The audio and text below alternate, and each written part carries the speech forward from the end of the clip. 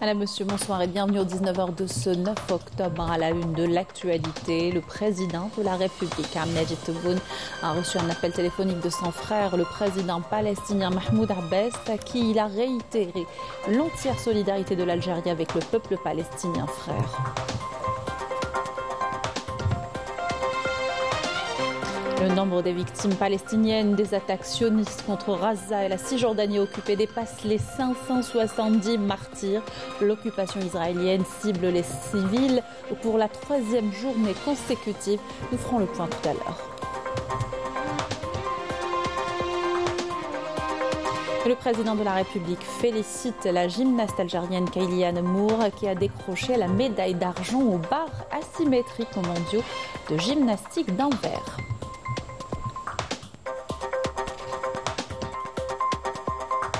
Agriculture avec la production de pommes de terre à Schlefoul, on prévoit une bonne récolte. Nous irons également à Timimoun qui se lance dans la culture du maïs. Les perspectives sont prometteuses.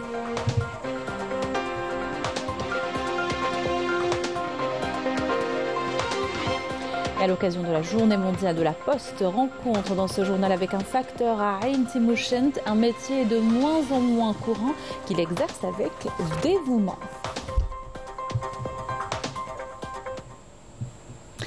Bienvenue à tous, heureuse de vous retrouver. Je vous disais en titre, le président de la République, Ahmed Tebboune, a reçu un appel téléphonique de son frère, le président de l'État de Palestine occupé, Mahmoud Abbas, qui l'a informé des exactions graves commises par les forces de l'occupation contre le peuple palestinien dans la bande de Gaza et en Cisjordanie.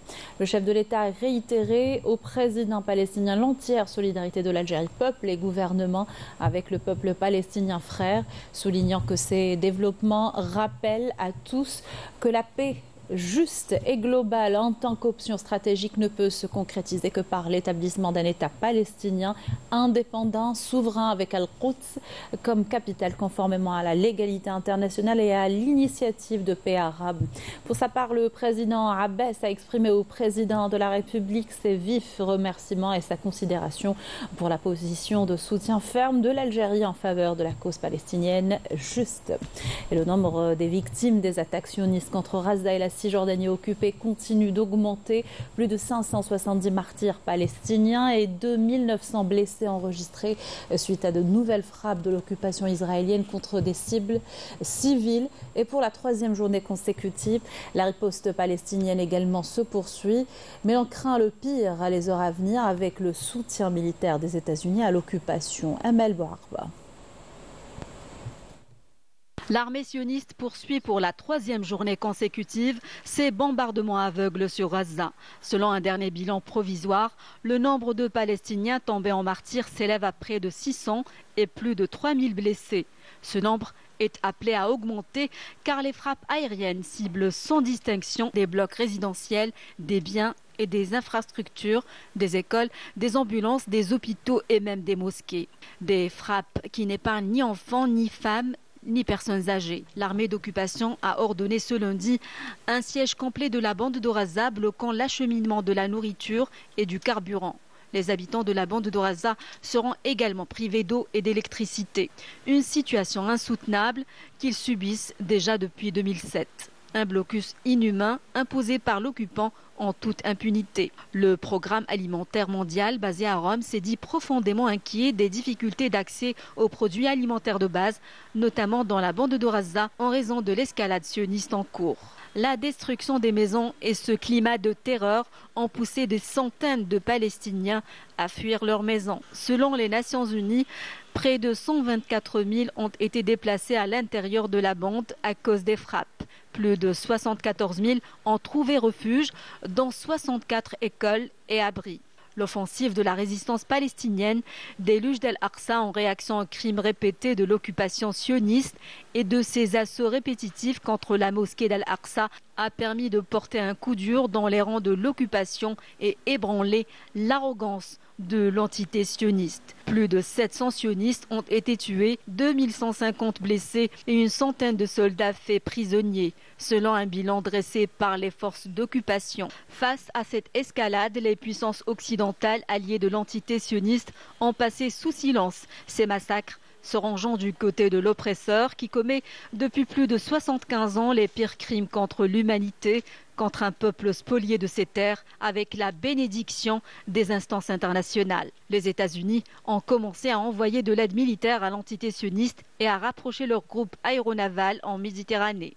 Ils prévoient davantage de munitions dans les prochains jours. Une réunion d'urgence des ministres des Affaires étrangères de l'Union européenne a été convoquée pour demain et l'aide au développement destinée aux Palestiniens a été suspendue. Le ministre russe des Affaires étrangères, Sergueï Lavrov, a souligné que la Russie et tous les membres de la Ligue arabe doivent contribuer à mettre fin à l'effusion de sang et aux souffrances des civils en Palestine, affirmant qu'il est nécessaire de régler la question palestinienne sur la base d'une solution à deux États. De son côté, l'Égypte a affirmé multiplier les contacts pour arrêter l'escalade alors que l'Iran a exprimé son soutien à l'offensive de la résistance tout en rejetant les accusations sur sa responsabilité directe dans le déclenchement de la guerre. L'Irak s'est joint à l'Iran pour appeler à la tenue d'une réunion d'urgence de l'Organisation de la coopération islamique sur la situation en Palestine occupée. Le secrétaire général de la Ligue arabe, Ahmed Aboulghit, a souligné pour sa part que la politique extrémiste de l'occupant sioniste représente une bombe à retardement qui prive la région de stabilité. Pour bon nombre d'observateurs, cette escalade n'est que le prix de la politique sioniste en Palestine. Aujourd'hui, plus que jamais, la communauté internationale ne peut plus se limiter à des appels ou des déclarations sans lendemain. Il est primordial d'agir en urgence pour enrayer une escalade meurtrière et les crimes sionistes qui n'ont que trop duré. L'indignation à géométrie variable devant des vies innocentes arrachées ne doit plus être tolérée. Voilà pour la situation en Palestine occupée que l'on suit avec attention. Nous y reviendrons lors de nos prochains rendez-vous de l'information. Dans le reste de l'actualité, ces félicitations. Le président de la République, Majid Tebboune, a félicité ce lundi la gymnaste algérienne Kailiane Emmour qui a décroché la médaille d'argent aux barres asymétriques aux mondiaux de gymnastique d'Anvers. Un grand bravo à l'étoile Kailiane Emmour, devenue vice-championne du monde de gymnastique. Je vous souhaite d'autres succès et réussites. Félicitations à vous et à l'Algérie, a écrit le président de la République sur les réseaux sociaux. Pour rappel, l'Algérienne Kailiane Emmour a été sacrée vice-championne du monde des barres asymétriques samedi aux mondiaux de gymnastique en Belgique en totalisant 15,033 points, une première historique au niveau africain et arabe. Activité parlementaire et la présentation demain, mardi, de la déclaration de politique générale du gouvernement par le Premier ministre à l'Assemblée populaire nationale. Une séance plénière qui se poursuivra mercredi, jeudi, samedi et dimanche avant qu'Ayman Ben Abdelrahman ne réponde lundi aux préoccupations des députés. L'Algérie a décidé de surseoir à l'engagement des discussions préparatoires envisagées dans la crise au Niger jusqu'à l'obtention des clarifications nécessaires au sujet de la mise en œuvre de sa médiation, selon un communiqué du ministère des Affaires étrangères. Le document précise que le mercredi 27 septembre 2023, les autorités nigériennes ont informé par lettre officielle le gouvernement algérien de leur acceptation de la médiation algérienne dans la crise politique institutionnelle et constitutionnelle à laquelle le Niger est confronté. Des réceptions de cette lettre, le président de la République, Majid Tebboune, a instruit le ministre des Affaires étrangères et de la communauté nationale à l'étranger, Ahmed Attaf, de se rendre à Niamey dans les délais les plus rapprochés possibles, à l'effet d'entamer avec les autorités nigériennes des discussions préparatoires à la médiation algérienne.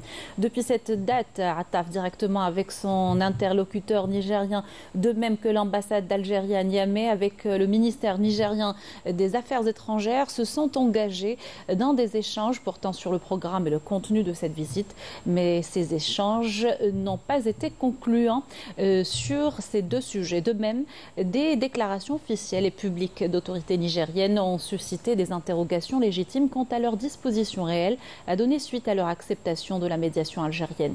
Litant dans le même communiqué, en conséquence, le gouvernement algérien a décidé de surseoir à l'engagement des discussions préparatoires envisagées jusqu'à l'obtention des clarifications qu'il estime nécessaires au sujet de la mise en œuvre de la médiation algérienne.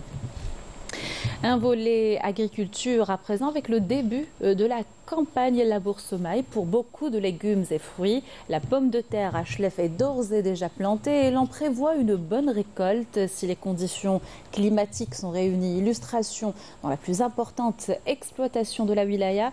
Elle produit à elle seule 40 000 quintaux par saison. Reportage de Naïm Alouali.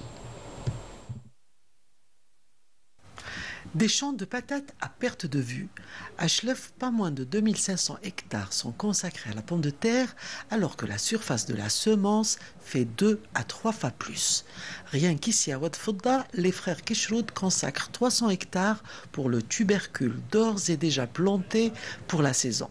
Pour un maximum d'économie, les champs sont arrosés par aspersion et le tubercule semble très épanoui cette année. لي فاريتي اللي هنا اللي انا غارسينهم اموروزا رودولف بعد عمليه التفريغ دي ستوكاج تاع لا سومونس من لي شون فرواد درنا لا بري جيرميناسيون غرسنا صافي 25 جور دروك رانا في المومون ايديال دو ديكلونشي لو ديزارباج شيميك الحمد لله بور لانستون ما كان حتى بروبليم فيتو سانيتير سوف لي موفيز هيرب سي المومون بروبيس بور ديكلونشي لي تريتمون لو ديزارباج شيميك وبور لانستون ان شاء الله بربي ما كان والو لابسونس توتال تاع لا نوكتيال بارازيت رودوتابل تاع لا بوم دو تير لابسونس توتال ورانا دايرين لو سويفي بيرمانون. Considérés comme les premiers patatiers à Chlef avec 40 000 quintaux par saison, les frères Keshroud produisent également de la semence et le tout est stocké ici dans ce complexe frigorifique très moderne pouvant stocker jusqu'à 54 000 quintaux de marchandises. Ces stocks de pommes de terre sont bien sûr destinés à alimenter le marché national en attendant la récolte nouvelle. Plusieurs variétés filet blanche et filet rouge. بعد الترياج تجي لا بيريود تاع لا بري جيرميناسيون كيما راكي تشوف فيها لهنا. هذه هنا هذا البلان راهو واجد باه ينغرس اللي هي لا بري جيرميناسيون كاينه حل عينيها ومخرجه الجرم عليها باه ما تطوش تحت الارض. الكاليبر سي 30 55 كيما تاع اللي تجينا من الخارج ما كاش لي كورونا ما كاش لي بلان بوري سون دي بلان سان بروبر 2024 نصدروا للخارج نديروا ليكسبورطاسيون للخارج ان شاء الله. Plus qu'un mois et demi et la pomme de terre de saison sera dans vos assiettes. Il faut s'attendre à une bonne récolte si les conditions climatiques sont clémentes. Car il faut savoir qu'à elle seule, Chlef produit 350 quintaux par hectare en saison, tandis qu'elle peut aller jusqu'à 200 en arrière-saison. De quoi classer Chlef parmi les villes les plus prolifiques en matière de production du tubercule. On va un peu plus au sud. La culture de maïs connaît de beaux jours à Timimoun. Grâce à une expérience prometteuse, cette culture stratégique attire de plus en plus d'agriculteurs de la région. Les détails par Dounia Nawali. Commentaire Majda Jahmoun.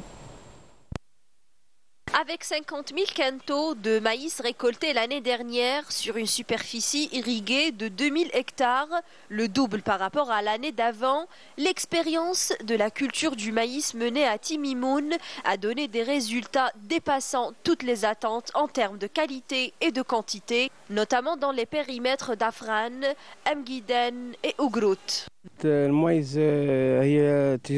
La culture du maïs à Ougrout a été concluante. Les rendements sont très satisfaisants.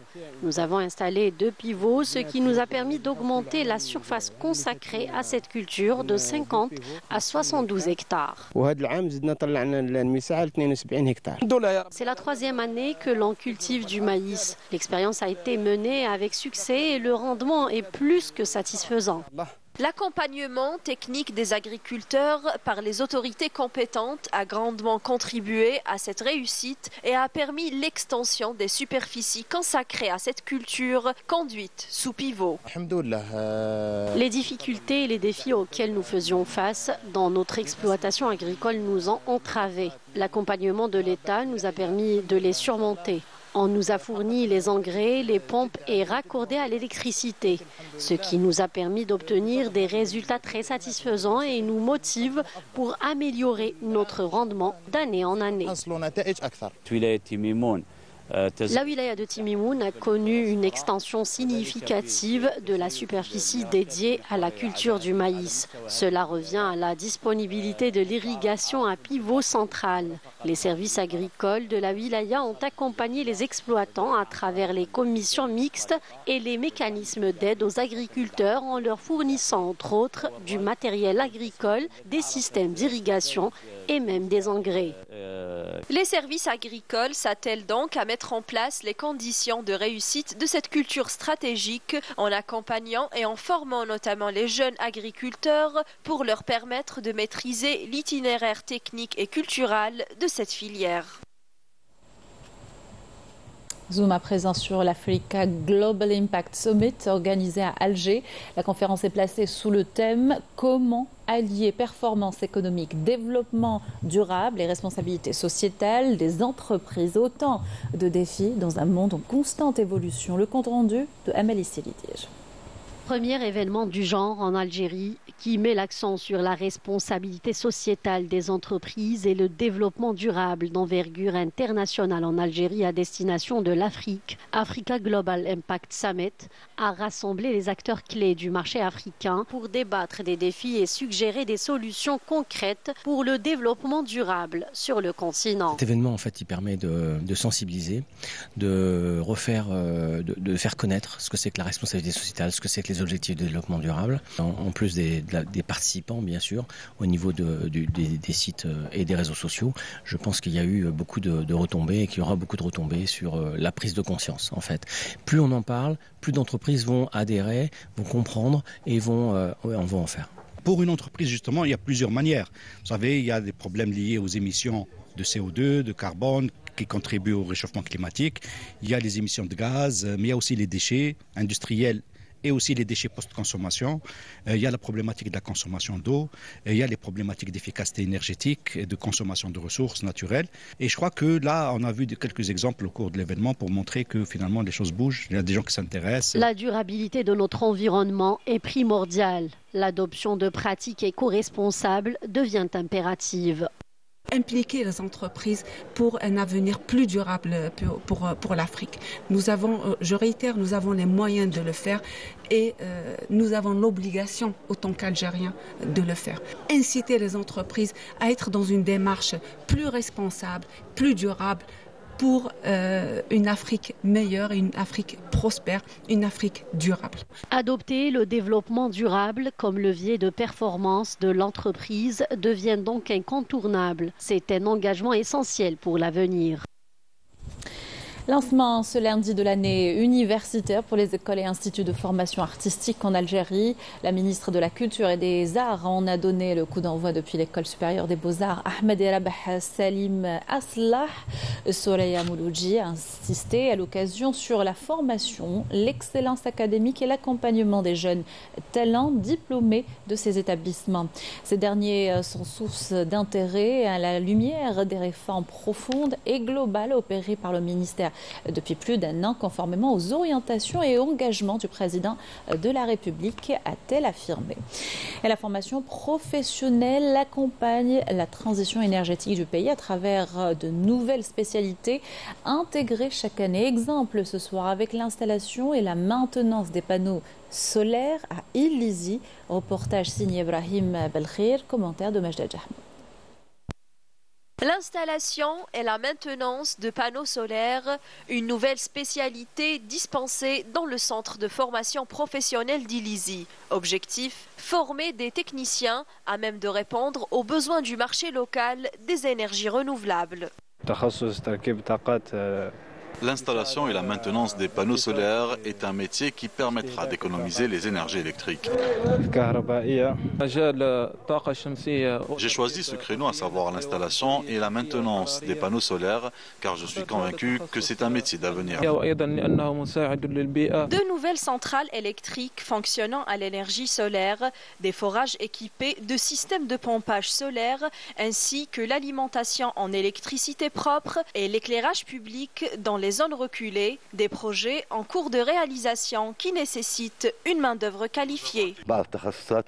Nous avons intégré de nouvelles spécialités comme l'installation et la maintenance de panneaux solaires, une spécialité qui suscite l'intérêt de nombreux jeunes de la région.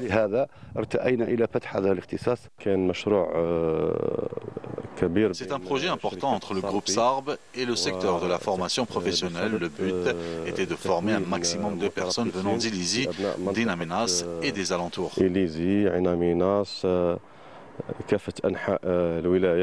Des mesures à même de promouvoir le développement des énergies renouvelables en Algérie et de contribuer à la création d'emplois dans ce secteur en pleine croissance. Le ministre des Affaires étrangères de la communauté nationale à l'étranger, Ahmed Attaf, a reçu aujourd'hui le ministre palestinien du développement social, Ahmed Majdalani. Les deux parties ont discuté de la situation en Palestine, des exactions sionistes à l'encontre du peuple palestinien ainsi que des solutions proposées par l'Algérie durant son mandat en tant que membre non permanent au Conseil de sécurité de l'ONU.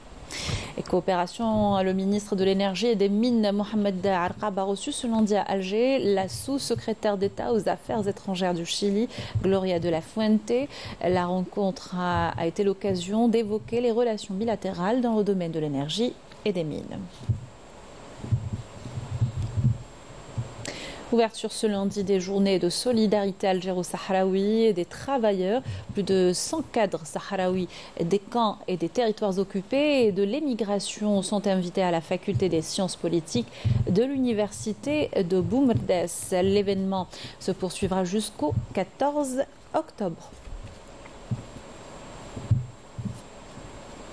Le secrétariat national du Front Polisario réaffirme sa détermination à poursuivre la lutte jusqu'au recouvrement du droit du peuple sahraoui à l'autodétermination. Dans un communiqué au terme d'une réunion de son bureau permanent présidé par Brahim Ghali, le Front est revenu sur la rencontre ayant réuni le président sahraoui avec le secrétaire général de l'ONU qui soumettra un rapport au Conseil international de sécurité. Et les crimes contre l'humanité commis par le Maroc au Sahara occidental sont l'objet d'un colloque international à New York organisé en marge des activités de la 4e commission en charge de la décolonisation. Les intervenants ont évoqué les conséquences des accords tripartites illégaux de Madrid et les verdicts des plus importantes cours de justice au niveau mondial et régional. Retour dans le pays qui célèbre la journée mondiale de la poste. Si cette dernière a connu d'importantes avancées à l'ère de la numérisation, le métier de facteur perdure. Il est exercé à Ain Timouchent par Taïeb Abdenabi avec passion et dévouement, nous dit Annie Saïd Belkacem. Taïeb Abdenabi, facteur d'Algérie Post, arpente à pied les rues de Ain Timouchent depuis plus de 26 ans pour distribuer le courrier. Au fil du temps, il est devenu un personnage familier pour des milliers de personnes. Je connais Taïeb Abdenabi depuis plus de 10 ans. C'est comme un membre de ma famille. C'est une personne extraordinaire. Je lui souhaite le meilleur dans sa vie professionnelle.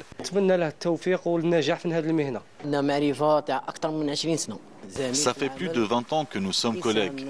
Il fait partie des meilleurs facteurs. Il est discipliné et très passionné par son métier. C'est une chose que j'admire chez lui.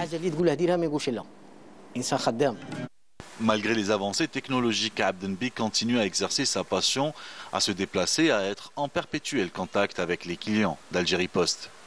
Les correspondances ne sont plus ce qu'elles étaient auparavant, car l'avènement du téléphone portable a changé beaucoup de choses. De nos jours, les gens préfèrent utiliser leur téléphone. Ceci dit, je reste toujours actif, même si la clientèle a changé. Je travaille plus souvent avec les administrations et les entreprises. Un métier qui n'est pas près de disparaître malgré la révolution technologique et numérique de laquelle dépendent les gens de nos jours. Abdenabi est un bel exemple, un facteur dévoué et passionné par son métier. Et on revient à présent sur la 13e édition du marathon international de Medrassen. Cette course qui emprunte chaque année les rues de Batna a connu une participation record selon Smaïl Belkhaïdi. La 13e édition du traditionnel marathon d'Medrassen de Batna a vu une participation record avec plus d'1 millier d'athlètes venus des 4 coins du pays ainsi que quelques étudiants étrangers résidant en Algérie qui ont tenu à concourir pour relever le niveau de cette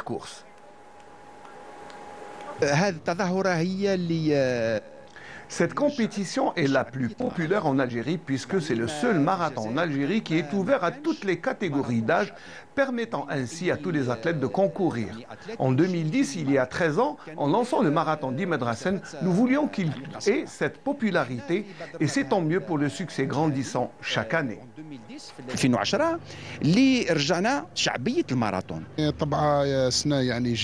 C'est une excellente édition. L'organisation est aussi excellente. Et cela donne une bonne image pour les athlètes de tout âge. Cela fait plaisir de les voir concourir et cela aussi est très bon pour la ville de Batna. La distance marathonienne a obligé les organisateurs à faire passer les athlètes par Batna, Fesdis, El Ma'der et l'arrivée au tombeau d'Imad Rassen, dans une course où la concurrence fut très rude, relevant le niveau de cette compétition.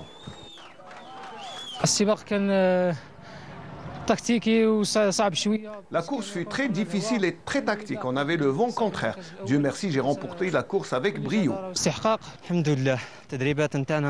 Dieu merci, nos efforts à l'entraînement n'ont pas été vains. La course était excellente et on remercie les gens de Batna pour l'hospitalité.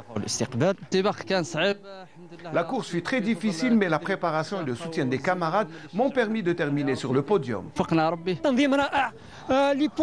L'organisation a été parfaite, les points d'eau, la sécurité et en plus une belle concurrence. Merci beaucoup.